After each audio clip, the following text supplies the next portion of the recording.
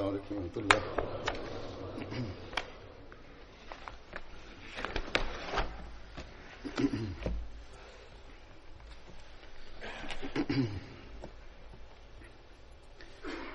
أشهد أن لا إله إلا الله وحده لا شريك له وأشهد أن محمدا عبده ورسوله أما بعد فأعوذ بالله من الشيطان الرجيم بسم الله الرحمن الرحيم الحمد لله رب العالمين الرحمن الرحيم مالك يوم الدين إياك نعبد وإياك نستعين اهدنا الصراط المستقيم صراط الذين أنعمت عليهم غير المغضوب عليهم ولا الضالين.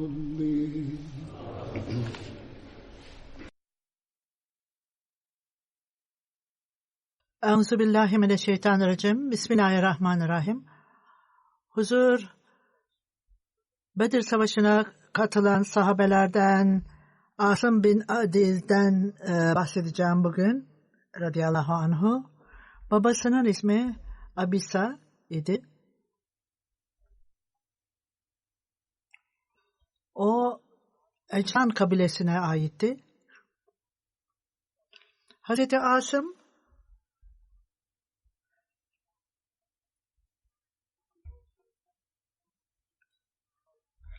liderlerden, bir kabilenin liderlerinden birisiydi.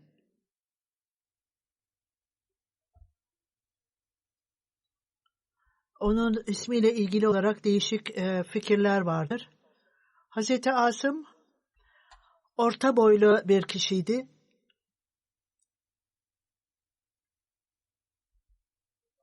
Hazreti Asım'ın oğlu Abul Barda idi. Kızı Sehla, o Abdurrahman bin Avf'la evlenmişti. Bu evlilikten 4 çocukları oldu. 3 oğlu ve 1 kızı olmuştu. Resul-i Ekrem sallallahu aleyhi ve sellem Bedir Savaşı'na gittiğinde Kasım bin Adi'yi Medine'nin üst bölümünde Oli Aileya'da emir olarak atadı. Bir hadise göre Roha denilen yerde Hazreti Asım'ı Medine'nin üst bölgesinde amir olarak atamıştı. Resul-i Ekrem sallallahu aleyhi ve sellem Asım'ı geri gönderdi. Fakat o Bedir'e katılanlar arasında sayılmaktadır. Ayrıca ona savaş ganimetleri de verildi. Sure-i Hatem-i Nebiyin adlı kitapta bu olayın detaylarından bahsedilmiştir. Medine'den başladığında arkasında Abdullah bin Maktum Medine'nin emiri olarak atandı. Fakat Roha'ya geldiğinde Medine'den 38 mil uzaklıkta belki Abdullah kör bir kişi olarak Kureyş ekibi oraya varmak üzereydi. Bunun için aradaki organizasyon güçlü olmalıydı. Bu baba bir vaza emir olarak atandı Medine'ye. Abdullah bin Maktum namaz kıldırmak için atandı. Fakat idari işler Ebu Ababa tarafından yapılacaktı. Medine'nin üst tarafında yaşayanlar Asım bin Adi'yi onu emir olarak atadılar ayrı olarak. Hazreti Asım Uhud ve Hendek savaşlarından başka bütün diğer savaşlara Resul-i Ekrem sallallahu aleyhi ve sellem'le birlikte katıldı. 45. Hicri'de Muaviye döneminde vefat etti. Birine göre 115, diğerlerine göre 125 yaşındaydı. Ebu Hasım vefat ettiğinde bana üzülmeyin, bana ağlamayın dedi. Çünkü ben hayatımı çok orta yolla ve Allah-u Teala'ya boyun eğerek geçirdim. Resul-i Ekrem sallallahu aleyhi ve sellem sahabelere Tabuk için hazırlanmaları gerektiğinde söyledi ve Resul-i Ekrem sallallahu aleyhi ve sellem zengin insanlara Allah-u Teala yolunda harcamak üzere binekler getirmelerini söyledi. Kişiler kendi durumlarına göre fedakarlık yaptılar. Hazreti Ebu Bekir radıyallahu anhu her şeyini getirdi. 400 dirhem değerinde. Resul-i Ekrem sallallahu aleyhi ve sellem ailene bir şey bıraktın mı dedi arkada. O ailem ve çocuklar için Allah-u Teala'nın adını bıraktım dedi. Hazreti Ömer bütün hepsinin yarısını getirdi. Bütün malının yarısını getirdi. Resul-i Ekrem sallallahu aleyhi ve sellem ailen için ne bıraktın dedi. Ben malımın yarısını bıraktım dedi. Bu nedenle Abdurrahman bin Avf 100 okiya verdi. Yani bu 400 dirhemdi. Osman bin Affan, Abdurrahman bin Avf onlar Allah Teala'nın hazineleri yeryüzünde Allah Teala'nın rızası için harcarlardı onlar. Bu nedenle hanımlar da kendi mücevherlerini ortaya koydular. Asım bin Adi belirtildiği gibi o 70 vask yani çok büyük bir ölçüdür diyor huzur. Bu 2,5 kilo ağırlığındadır. Bu yolla o çok büyük bir hurmayı feda etti.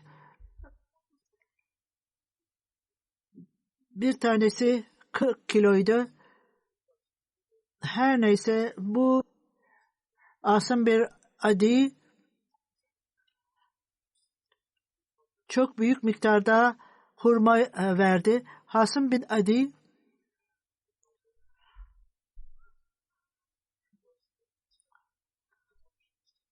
Mescid-i Asrar'ı yok etmesi veya yıkması istendi ondan. Hazreti Abbas beni Ömer bin Avf bu camiyi inşa etmişti dışarıda ve Resul-i Ekrem sallallahu aleyhi ve sellem'e mesaj göndererek lütfen gel ve orada namaz kıl dedi. Benu Hanım bin Avf ve bazı insanlar bu camiyi gördüklerinde biz de cami inşa ettik. Bu insanlar cami inşa ettiler, biz de inşa ettik dediler. Abu Amir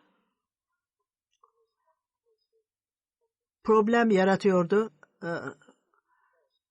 Siz cami yaptınız, ayrıca orada silahları da oraya koyun dedi. Böylece bu bir fitnenin merkezi olsun. Ben Roma kralına gidiyorum ve oradan birçok insanlar getireceğim ve Resul-i Ekrem sallallahu aleyhi ve sellem'e oradan atalım dediler. Dışarı atalım. Cami yapıldığında bu insanlar Resul-i Ekrem sallallahu aleyhi ve sellem'e geldiler ve biz bu camiyi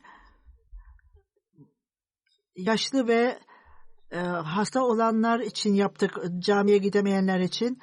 Lütfen gel de orada namaz kıldır dedi. Resul-i Ekrem sallallahu aleyhi ve sellem onlara şimdi ben yolculuğa çıkıyorum.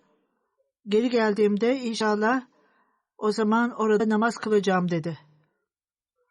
Tabuk Savaşı'nda geri geldiğinde Resul-i Ekrem sallallahu aleyhi ve sellem bir yer Zion denilen o yolculukta orada kaldı ve bu vahiy ona indi. Resul-i Ekrem sallallahu aleyhi ve sellem vahiy indi. Hallazine tekazu ve mesciden ziraran ve kufran ve tefrikan beynel müminina ve ersadan ve haraba Resulühü ve la yelnefenne inne radna illel husna ve vallahu yeşhedü innehu la kazibin. Bu insanlar, fesat yaratanlar, inançsızlığı yayanlar ve Müslümanları parça parça etmek isteyenler bir cami yaptılar ve Allah Teala ile ve Peygamberiyle savaşanlara korumacılık getirdiler. Allah Teala adına yemin ederiz ki iyilikten başka bir şey kabul etmeyiz. Allah Teala bunların yalancı olduğunu söylemektedir. Resul-i Ekrem sallallahu aleyhi ve sellem bu nedenle Malik bin Bahşim ve Numan bin Adi çağırdı ve onlara oraya gidin dedi. Bazı hadislere göre Hazreti Asım bin Adi, Amir bin Sakın, Vahşi, Hazreti Hamza'yı ölmüştü. Süveyd bin Abbas, Resul-i Ekrem sallallahu aleyhi ve sellem bu insanları da oraya gönderdi. Şeras'ın Kane'de yatıldığına göre belki Resul-i Ekrem sallallahu aleyhi ve sellem'in ilk 2 kişiyi göndermesinden sonra 4 kişi daha onlara ilave etti. Resul-i Ekrem sallallahu aleyhi ve sellem'i onları Mescid-i Zarar'a gönderdi ve o camiyi yıkmalarını istedi. Böyle olunca bütün bu insanlar oraya çok çabucak ulaştılar. Malik bin Muhşam'ın kabilesiydi. O bana bir zaman ver de bir ateş getireyim dedi. O zaman kuru bir hurma ağacının dalından ateş getirdi. Mescid-i Zarar'a geldi ve camiyi ateşe verdi. Bu Asım bin Musam'la ilgili olarak bundan bahsetmekteyim diyor huzur. O zaman da bu camiyi inşa edenler oradaydı. Orada bulunuyordu fakat cami ateşe verildiğinde onlar kaçtılar. Resul-i Ekrem sallallahu aleyhi ve sellem Medine'ye vardığında bu insanlara bu yeri Asım bin Nedi'ye vermek istedi. Orada evini yapsın diye. Fakat Asım bin Adi ben bu yeri almayacağım dedi. Çünkü Allah Teala bununla ilgili olarak ne indirmişse o yapıldı. Öyle şimdi o öyle Allah Teala'nın hoşlandığı bir şey değildir. Bunu ev olarak almam. Bu başka bir sahabeye verildi. Çünkü o zaman evi yoktu. Asım bin Adi ev verdiniz ve bununla ilgili pek niyetim yoktu. Bu başka birine verilmelidir. Çünkü o herhangi bir evi yoktur ve kendi evi yok. Resul-i Ekrem sallallahu aleyhi ve sellem bu binayı ve evi caminin olduğu yeri Sabit bin Ekrem'e verdi. İbn-i Sa'd'a göre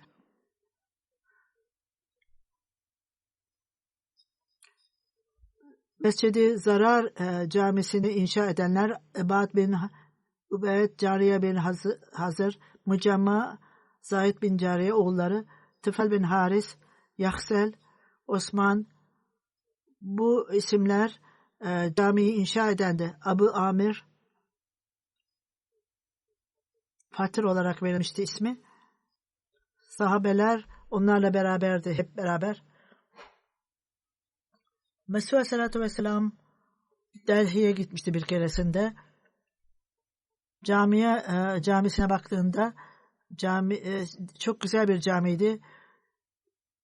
Bu caminin güzelliği binanın kendisi değildir. Esas olarak orada bağlı olan, tam bağlılıkla ibadet edenlerden dolayıdır güzellik. Birçok cami vardır, onlar bomboş kalmıştır. Resul-i Ekrem sallallahu aleyhi ve sellem'in camisi küçüktü. Orada hurma dallarıyla, çalılarıyla tavana örülmüştü ve yağmur suları aşağıya akıyordu. Caminin güzelliği orada ibadet edenle ilgilidir dedi. Dünyevi insanlar cami inşa ederler fakat o ilahi bir talimatla tahrip edilir. Bu mescid-i zirardır ve tehlikeli bir cami olup insanlara zarar verer. Camilerle ilgili olarak talimat vardır. Bunlar daima takva üzerine kurulmalıdır. İşte camilerin gerçekliği budur. Bugünlerde Müslümanlar camilere birçok sayılar için dikkat ederler. Bu camilerin içinde olanlara önem verirler. Mesih sallallahu aleyhi ve sellem bundan sonra insanları cesaretlendirmiş ve en azından görünüşte işte bu kendi iddiasından sonra dikkatleri çekmiştir. Onlar tarafından güzel camiler yapılmıştır. Fakat bütün bunlara rağmen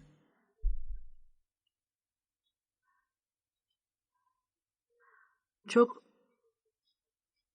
bu camileri doldurmak için dikkat edenler, özellikle Pakistan'da takvadan, bu camiler takvadan uzaktır. Allah-u Teala Mescid-i Zirar'ın yıkılmasıyla ilgili olarak talimatlar açıklanmış ve Resul-i Ekrem sallallahu aleyhi ve sellem gerçek camilerin takva üzerine kurulan camiler olduğunu söylemiştir. Ahmedi olmayan ulemalar kendi anlayışlarında takvayı da orada vaat edilen Mesih sallallahu aleyhi ve sellem'e aleyhinde kötü, pis kelimeler kullanırlar bu camilerde ve cemaate küfür ederler. Sadece bu değil, bilakis orada burada olaylar bulunmaktadır bu camilerde. Bu camilerin imamları farklı hiziplere göre bir grup başkalarına küfür eder. Birçok şeyler olabilmektedir. Bazen onlar kavga ederler ve camide diğer kişilere küfür ederler. Bütün bunlar bize de bildirdiğine göre takvada bir eksiklik vardır onlarda.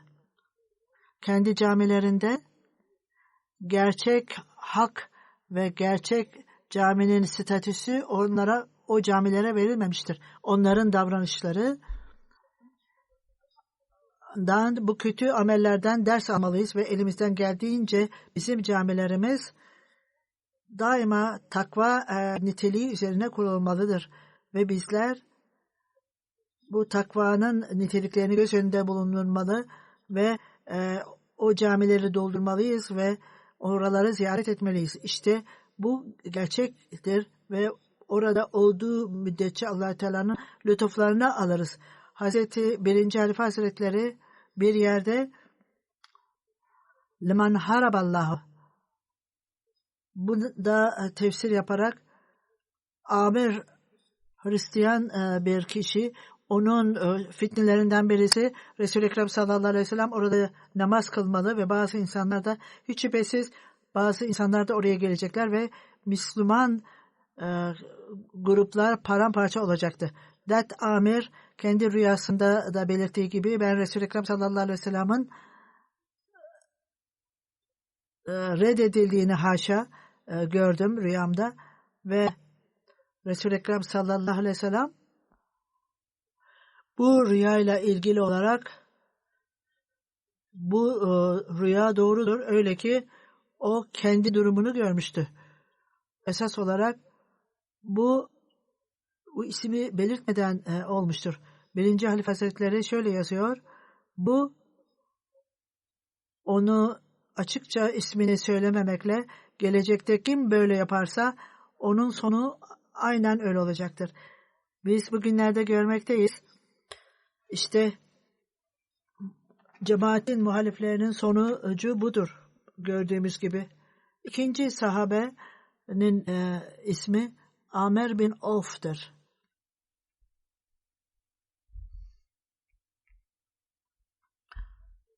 Onun ismi Ömer olarak da bahsedilmiştir. Babası Avf idi. Hazreti Ömer. Abu Ömer de onun ismi. Mekke'de doğdu. İbn Sa'd'a göre Yemen'dendi. Tarihçiler ve kitap yazarları bundan bahsetmiş ve diğer hadis uzmanları da bundan bahsetmişti. Bu sahabenin ismiyle ilgili olarak fikirler ayrılmaktadır. Birçok karışıklık vardır. İmam Buhari'de İbn-i Esar, İbn-i Esak, İbn-i Sa'd, Abdülvart, Allama İbn-i Esir onun ismini Amr olarak bahsetmiştir. İbn-i Haşam, Usbehak, Absa, Muhammed bin İbn-i Vakti bunun ismini Ömer olarak zikretmişlerdir.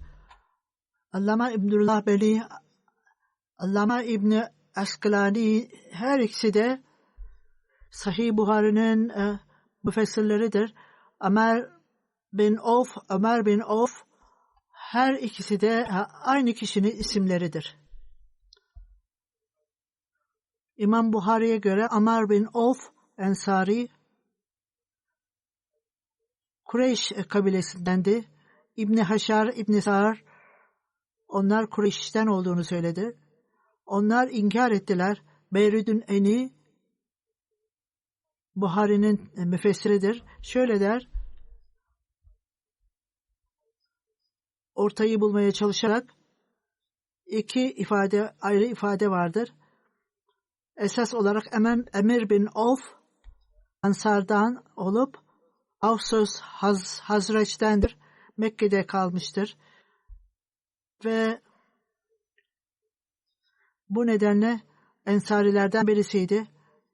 Ayrıca muhacirdi. Hazreti Ömer bin Avf İslamiyet'i ilk dönemlerde kabul etti. Mekke'den Medine'ye hicret etti.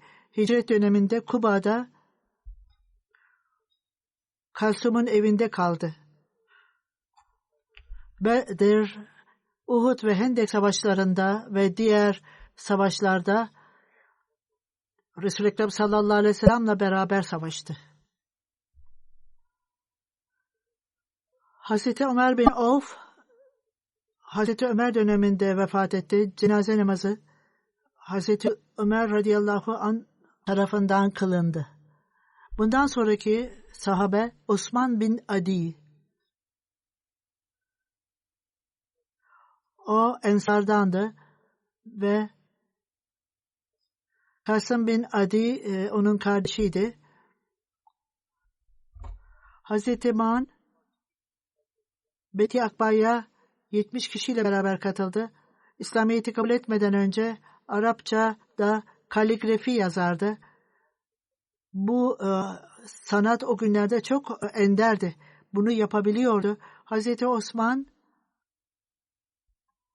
bütün gazvalarda Uhud, Bedir ve Hendek savaşlarına Resul-i Ekrem sallallahu aleyhi ve sellem'le beraber katıldı. Hazreti Zeyd bin Hattab Mekke'den Medine'ye hicret etti. Ondan sonra Osman bin Adi ve diğer Zeyd bin Adi ile Resul-i Ekrem sallallahu aleyhi ve sellem arkadaşlık Hazreti Merses ile arkadaşlık kurdu. Hazreti Resul-i Ekrem sallallahu aleyhi ve sellem vefat edince Hazreti Ebu Bekir'e sen bizim kardeşimizle şimdi Ensar'a gidelim ve iki dindar kişi Bedir'e katılanlar bizi karşıladı. Urva bin Zübeyir'e sordum. Ona söyledim ve o bana Hüven bin Said'a ve diğer iki kişi de oradaydı. Bu Hazreti Ömer oradaydı ve daha detayları Buhari'de yazılıdır. Başka bir hadiste bunun bir bölümünü de söyleyeceğim. Hazreti İbni Abbas birçok muhacirlere Kur'an öğretirdi. Abdurrahman bin Avf bunlardan birisiydi. Bir keresinde o evdeydim ve Mina'da Ömer bin Hattab oradaydı ve son hac dönemindeydi. Hazreti Ömer'in yaptığı haçta Abdurrahman geri geldiğinde Abdurrahman bin Avf geri geldi ve keşke ben bu kişiyi görseydin. O Hazreti Amirül Müminine geldi ve şöyle dedi: ey Amirül Müminin, bunları biliyor musunuz? O kişi eğer Hazreti Ömer seyrederse o kişinin elinden biat ederim dedi. Ondan sonra o kişinin elinden biat ettim. Allah-u Teala adına yemin ederim ki Ebu Bekir'in biadı aceleyle yapılmıştı. Onu belirtmekle kalmayıp sadece yine Hazreti Ebu Bekir'in biatı aceleyle ve hatayla yapılmıştı. Haşa. Bu yolla onun hilafet statüsü elde etmişti. Haşa. Bunu dinledikten sonra Hazreti Ömer çok üzüldü ve ben insanlar arasındaydım ve bu insanları bu meseleleri ellerine almaya çalışanlara uzaklaştıracağım. Abdurrahman Amirül Mümin'in lütfen bunu yapmayın çünkü hac esnasında alelade insanlar ve bazı kötü insanlar, kötü niyetli insanlar orada olabilir.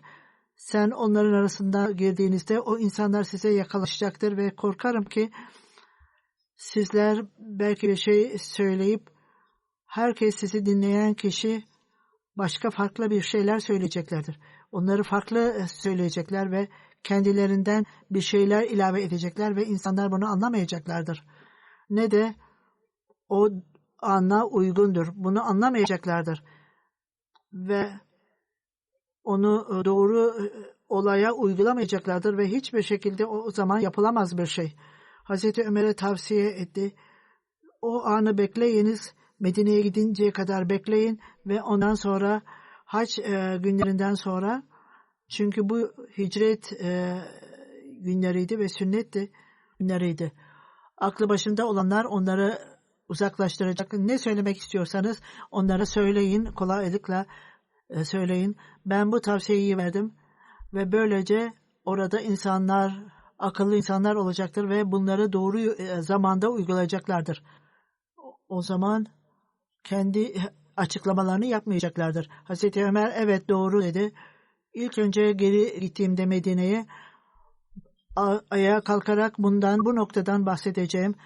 İbn Abbas Medine'ye Zülhicce'nin yolu sonunda Medine'ye ulaştı. Cuma günü geldiğinde o güneşin batımından sonra çabucak geldi güneye. Said o minbere çok yakındı. Ona yaklaşarak onun dizi benim dizime dokunuyordu.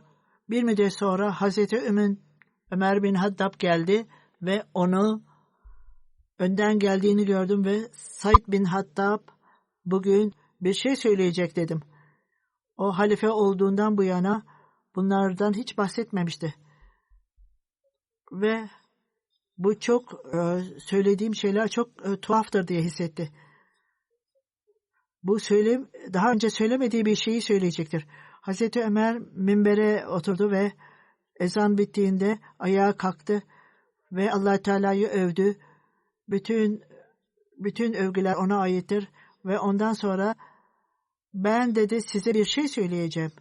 Bu benim için bunu söylemem gerekir. Bilmiyorum bunlar benim ölümüme çok yakın mıdır değil midir? İnsanlar bunu anlasınlar ve bunu çok iyi hatırlasınlar. Nerede benim dişi devem beni nereye götürürse oraya beni götürsün ve bu şeyi o insanlara söyleyeyim. Bundan korkan kişiler bunu anlamamış demektir. Ve ben herhangi bir kişiye herhangi bir yalan söylememelerine istiyorum benimle ilgili olarak. Beni yanlış tanıtmayın. O Allahü Teala Resul-i Ekrem sallallahu aleyhi ve sellem'e gerçek üzerine gönderdi ve bütün şeriat talimatları ona vahyedildi. Şeytanla ilgili olarak bahsetmişti. Bundan bahsetmeyeceğim. Bu çok uzundur diyor huzur. Ve dinleyin dedi Hazreti Ömer. Resul-i Ekrem sallallahu aleyhi ve sellem şöyle dedi.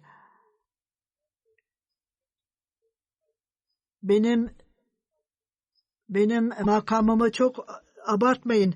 Hazreti İsa ile ilgili olarak söylediği gibi. O sadece Allah Teala'nın kuludur deyin. Benimle ilgili olarak da Allah Teala'nın kuludur deyin. Ve Hazreti Ömer, ben aranızdan birinin söylediğini, Hazreti Ebu Bekir'in hilafeti aceleyle yapıldığını söylediğinizi biliyorum. Allah Teala'ya yemin ederim ki Hazreti Ömer ölmüş ise aynı şeyleri söyleyecekler. Eğer ölürse o zaman ben de şu kişinin elinden biat ederim dersiniz. Hiç kimse böyle bir şey söylemesin. Kendisini kandırarak böyle bir şey söylemesin. O zaman ben bunu size açıklayayım. Hiç kimse kandırmasın ve Ebu Bekir'in biadı aceleyle yapıldı demesin. Böyle halife oldu demeyin. Dinleyin. Bu biat o yolla yapıldı. Fakat Allah Teala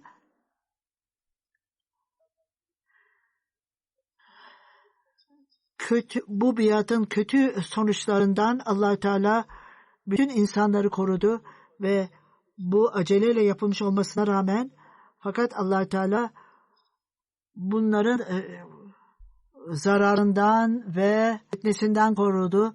Hiç kimse Ebu Bekir gibi gelerek develerinin sırtında geniş miktarda gelerek o yüce takva sahibi kişiydi. Tabi belli şeylerin detayları da vardır burada diyor huzur. Sonra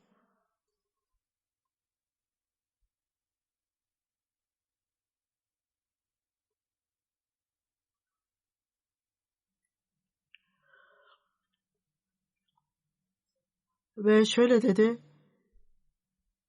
Eğer Müslümanlara danışmadan bir biat yapılmışsa bu biat alınmamalıdır. Bunun anlamı tamamen danıştıktan sonra biat olmalıdır. Müslümanlara danışmadan biat edenler o biata katılmamalıdır. Çünkü o kendisini bu yolla o ölmeyecektir. Hazreti Ömer bundan bahsederek Allah-u Teala Resul-i Ekrem sallallahu aleyhi ve sellem'i vefat ettirdiğinde Ensar bizim aleyhimize döndü. Hepimiz Sekife Beni Said'e herkes oraya geldiler. Ali, Zübeyir ve diğer insanlar da beraberdi.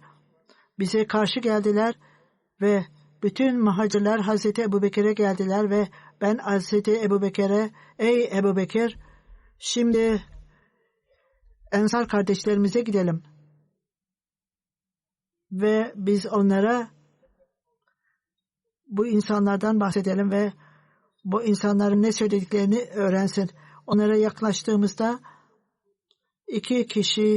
onlardan iki kişi bize geldiler ve ilk hadise göre iki takva sahibi çok kişiydi. Bunlardan bir tanesi Muam bir Adi şöyle diyor. Ensar bir danışmayla aynı fikirde oldular. Bu iki kişiden bahsederek ey göçmenlerin topluluğu nereye gitmek istiyorsunuz? Onlar Ensar kardeşlerimize gitmek istiyoruz. O yolda karşılaştılar. Oraya gitmeyin dedi. En iyisi oraya gitmeyin. Ne danışma istiyorsanız aranızda yapın bu danışmayı. Hazreti Ömer Allah-u Teala'ya yemin ederim ki biz hiç şüphesiz bu insanlara gideceğiz ve oraya gitmeye başladık. Beni Said'e bir sığınacak yerdi ve orada bu insanlarla karşılaştık. Orada Ensar Hazreti Ebubekir, Hazreti Ömer çok uzun bir tartışma yapıldı ve bu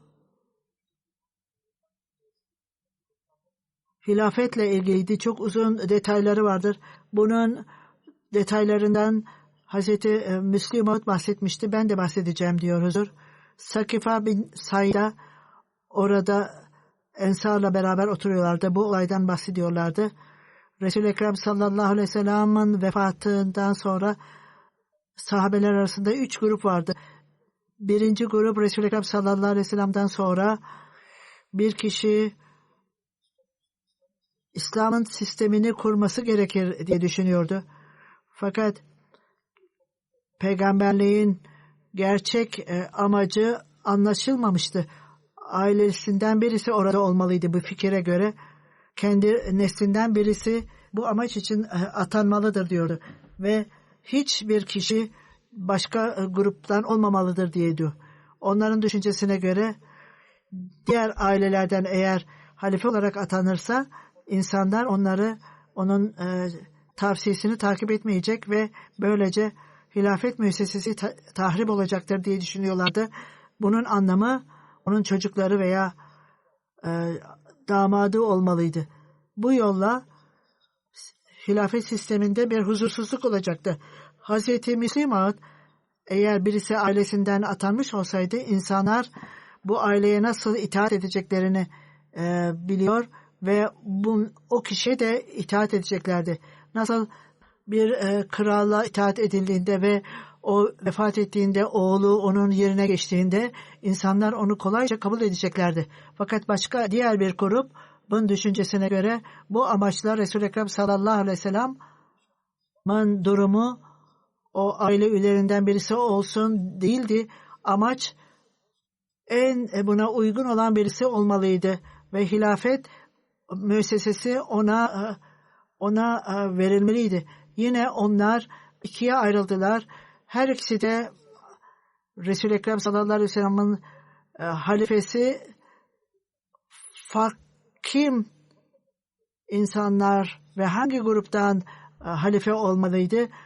O uzun zamandan beri Resul-i Ekrem sallallahu aleyhi ve sellem'in hidayetinde olan aynen muhacirler ve göçmenler olduğu gibi Kureyş'te oradan birisi olmalıdır. Bazıları ise Resul-i Ekrem sallallahu aleyhi ve sellem Medine'de vefat ettiğinden dolayı Medine'deki ensarlar güçlüydüler. Onlar hilafeti çok iyi yapabilirlerdi. Bu iki grup arasında farklı fikirler vardı. Ansar ve muhacirler arasında. Ansar, Resul-i Ekrem sallallahu aleyhi ve sellem gerçek hayatını sistemle geçirmişti ve bizim aramızda geçirdi Medine'de ve Mekke'de hiçbir böyle bir sistem yoktu. Onun için biz bu hilafet sistemini çok iyi anlarız. Bunun için hilafet üzerinde hakkımız vardır ve hiç kimsenin hakkı yoktur. Diğer insanlar ise sebep olarak bu bizim bölgemizdir ve doğal olarak da insanlar bizi kabul edeceklerdir. Arzu edeceklerdir kabul etmeyi. Resul-i Ekrem sallallahu aleyhi ve sellem'in halifesi yerel insanlar arasında olmalıdır. Yoksa göçmenlerden değil. Muhacirenler Resul-i Ekrem sallallahu aleyhi ve sellem'in yanında olmak ensara verilmemişti.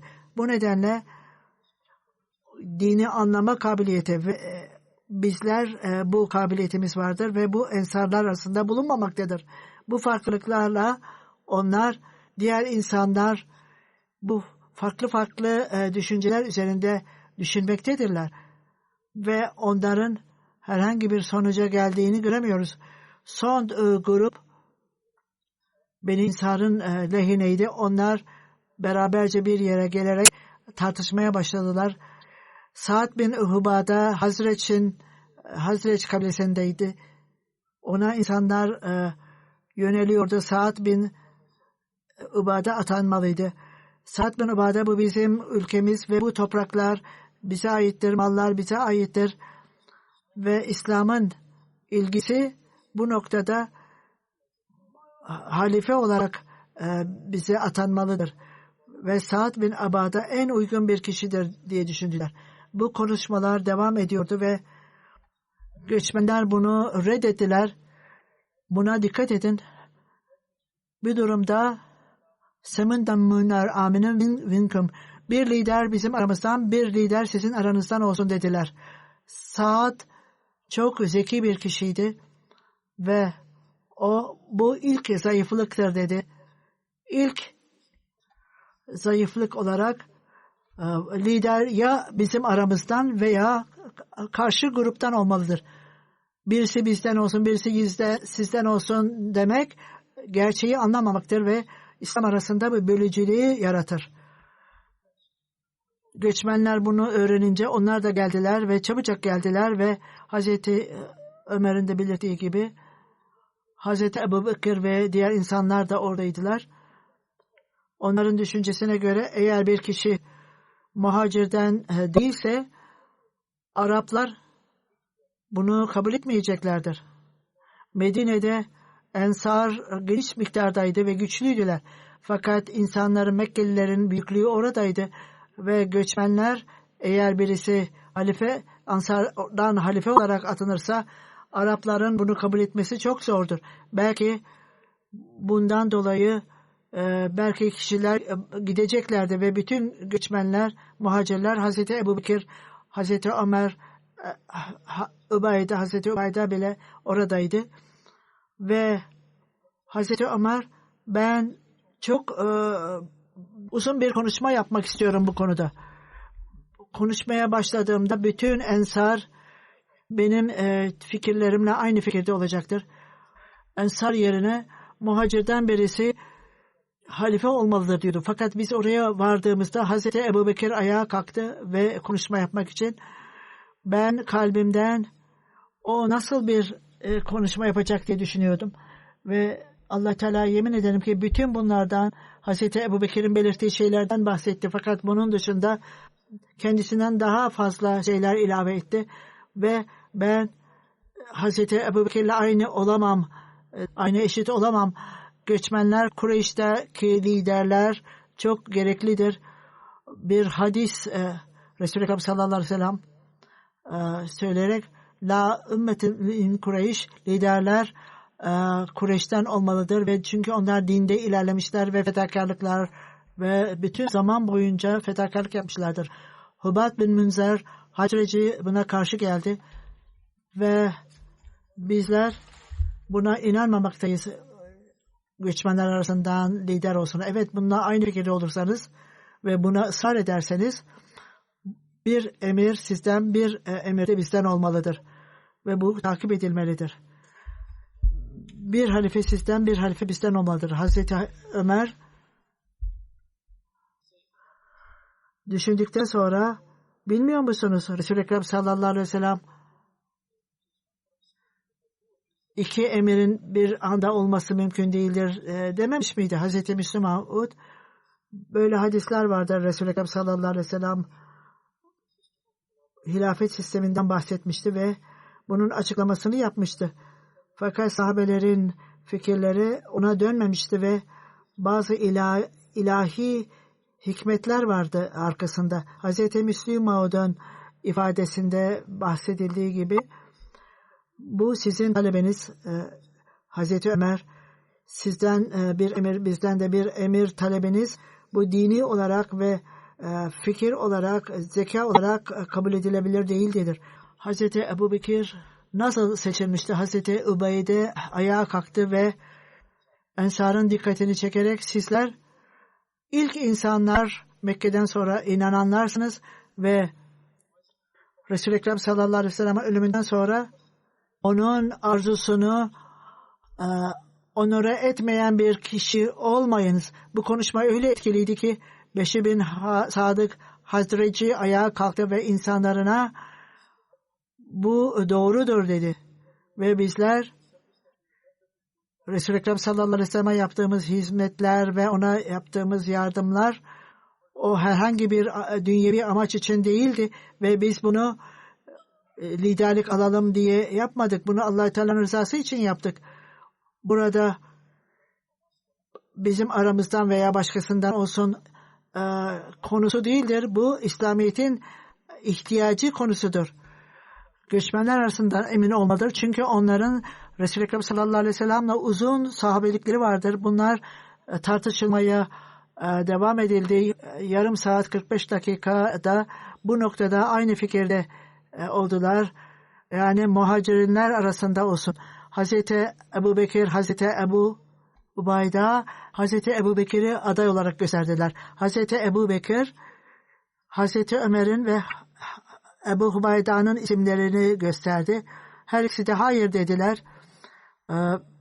Kim Resul-i Ekrem sallallahu aleyhi ve sellem hastayken namazları kıldıran ve muhacirler arasında kimse onun elinden biat edeceğiz dediler. Hazreti Ömer, Ebu Ubayda ve bu isimler iki insanın ismi ortaya konulduğunda Hazreti Ömer'in kendisi şöyle dedi. Hazreti Ebu Bekir çok iyi bir konuşma yaptı ve burada da zikredilmiştir. Hazreti Ömer, bütün bunlar harikadır. Fakat bu şeyden hoşlanmadım. O Hazreti Ömer veya Ebu Ubayde'yi ortaya koydu ismini. Allah Teala'ya yemin ederim ki durumlar öyle ki benim ismim Hazreti Ebu Bekir tarafından ortaya konuldu. Eğer ileriye itilmiş olsaydım insanlar belki öldürülmeliydim. Benim için en iyisi bir ülkenin insanların lideri olayım. Bunun arasında Ebu Bekir de vardır. Bu çok zordur benim için kabul etmem Ebu Bekir oradayken. Bunu kabul etmem çok zordur. Hazreti Müslim Maud, bütün bu muhacirler, biz onlardan lider alacağız. Hazreti Ömer, muhacirler arasında en iyisi bizim liderimiz olarak olacaktır.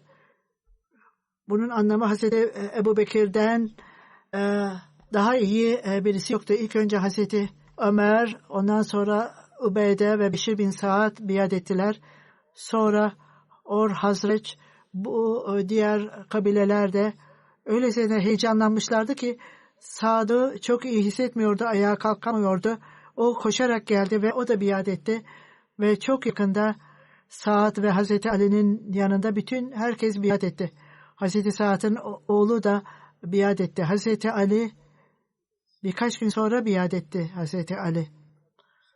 Bazı hadislere göre 3 gün, bazıları 6 ay sonra diyor. 6 ayla ilgili olarak Hazreti Ali çok meşguldü. Hazreti Fatma'ya bakıyordu. O biat edemedi daha önceden ve biat etmeye geldiğinde o özür diledi ve Hazreti Fatma hastaydı, onun için biat da geciktiğini söyledi ve sonunda biat etti. Hazreti Urva bin Zübeyir Allah-u Teala Resul-i Ekrem sallallahu aleyhi ve sellem'i çağırdığında, yani vefat ettiğinde Resul-i Ekrem sallallahu aleyhi ve sellem'in öldüğünü kabul ederek keşke bundan önce ölseydik dedi ve biz korkuyorduk ki insanlar bölünmesinler onun ölümünden sonra. Bundan korkuyorduk. Bir kişi Allah-u Teala'ya yemin ederim ki dedi, ben bundan hoşlanmadım. İnsanlar ondan önce ölseydik demesinden hoşlanmıyorum. Hayır, ben ondan önce ölseydim diyorum. Çünkü bunun nedeni ben Resul-i Ekrem sallallahu aleyhi ve sellem'i halifesini tam kendisi gibi takip edemeyeceğim. O kadar mutlu olamayacağım. Aynı şeyi aynen Resul-i Ekrem sallallahu aleyhi ve sellem'e yaptığımız itaati ona da yapacaktır. Hilafet müessesesi orada kurulacak ve bunu da görmem gerekir ve bu da devam edecektir. Münafıklar ve fitne yaratanlar bunlarla kandırılmamalıdır. Bu inançtır ve bütün Ahmediler her zaman bunu edinmelidirler. Bir hadise göre Halid bin Velid ve başka bir kişi daha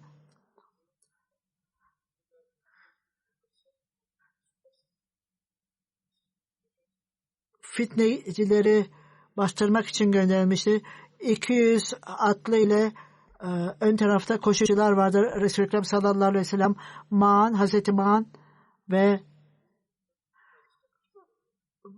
ile başka bir sahabe arasında kardeşlik gönderildi. Hazreti Ebu Bekir'in hilafetin sırasında Cebe imamadaydılar ve şehit oldular.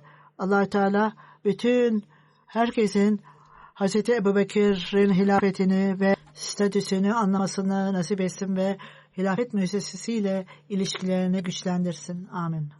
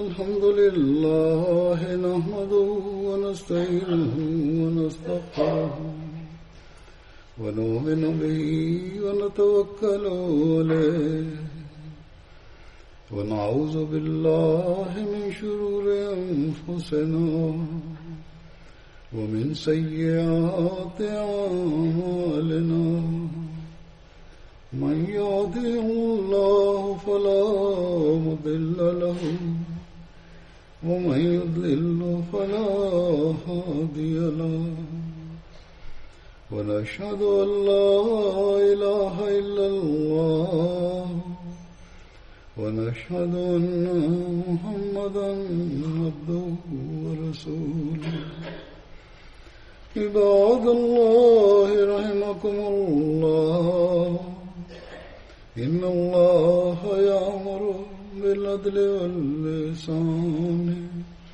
وإيتاء ذي القربى وينهى عن الفحشاء والمنكر والبغي يعظكم لعلكم تذكرون اذكروا الله يذكركم وادعوه يستجب لكم ولذكر الله أكبر